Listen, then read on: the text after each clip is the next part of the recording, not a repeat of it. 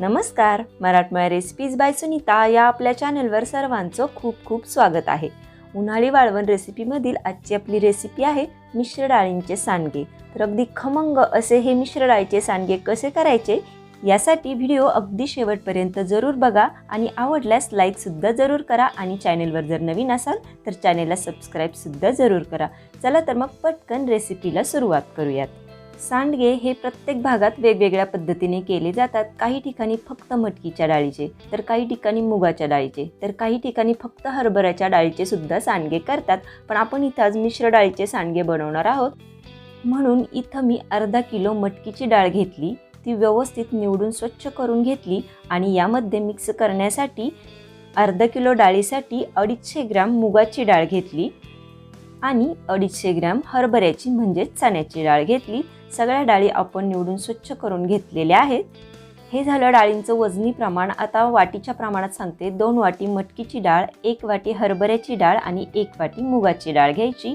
या सर्व डाळी आता आपल्याला एकत्र करून घ्यायच्या। त्यासाठी एका भांड्यामध्ये या तीनही डाळी मी ओतून घेतल्या आणि अगदी व्यवस्थित मिक्स करून घेतल्या।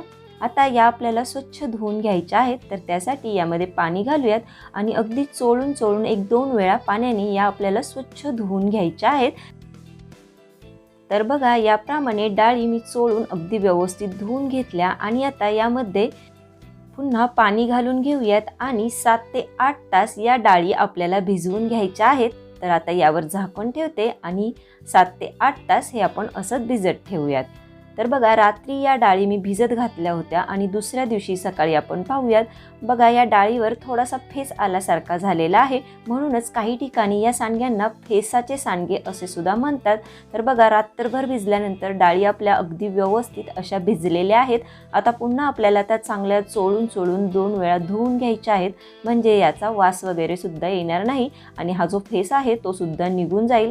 तर बघा डाळी मी अगदी स्वच्छ धुवून घेतलेल्या आहेत। आता यातला आपल्याला पाणी सगळं काढून घ्यायचंय। त्यासाठी एक डबा ठेवलाय आणि त्यावर चाळण ठेवून ही डाळ सगळी मी या चाळणीवर ठेवून घेते, म्हणजे यामध्ये जे एक्स्ट्राचं पाणी आहे ते निघून जाईल। तर एक 10 मिनिटे आपण असंच या डाळी निथळून घेऊयात। तर बघा 10 मिनिटानंतर डाळी चांगल्या निथळलेल्या आहेत।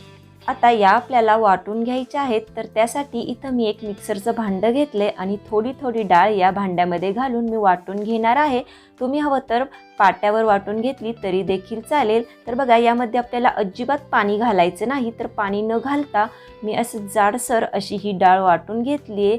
बघा आपल्याला डाळ अगदी खूप जास्त बारीकही करायची नाही आणि खूप जास्त मोठीही ठेवायची नाही, तर अशी जाडी भरडी आपल्याला ती वाटून घ्यायची आहे। आता वाटलेली ही डाळ एका परातीमध्ये मी काढून घेते आणि याप्रमाणे सगळी डाळ वाटून घेते। तर बघा आता राहिलेल्या शेवटच्या डाळीच्या बॅचमध्ये आपल्याला अर्धी वाटी लसूण म्हणजे 25 ते 30 लसणाच्या पाकळ्या आणि 2 चमचे जिरे घालायचे आहे आणि डाळीबरोबर ते चांगले वाटून घ्यायचे। तर बघा डाळीत मिक्स करून घेतल्यामुळे जिरं आणि लसूण अगदी बारीक झालेला आहे, आपल्याला पाणी घालायची गरज लागलेली नाही। आता लसूण आणि जिऱ्याबरोबरच आपल्याला यामध्ये घालायचे पाव चमचा हिंग, पाव चमचा हळद, 1 चमचा कश्मीरी लाल मिरची पावडर ही कलरसाठी आहे आणि 2 चमचे तिखट लाल मिरची पावडर। तर तिखट तुम्ही तुमच्या आवडीनुसार कमी किंवा जास्त करू शकता। त्याचबरोबर आपल्याला टाकायचे 1 चमचा धना पावडर आणि 3 ते 4 चमचे कसुरी मेथी मी इथं घातलेली आहे। कसुरी मेथीमुळे आपल्या या सांडग्यांना खूप छान असा स्वाद येतो, अगदी खमंग अशी त्याची चव लागते।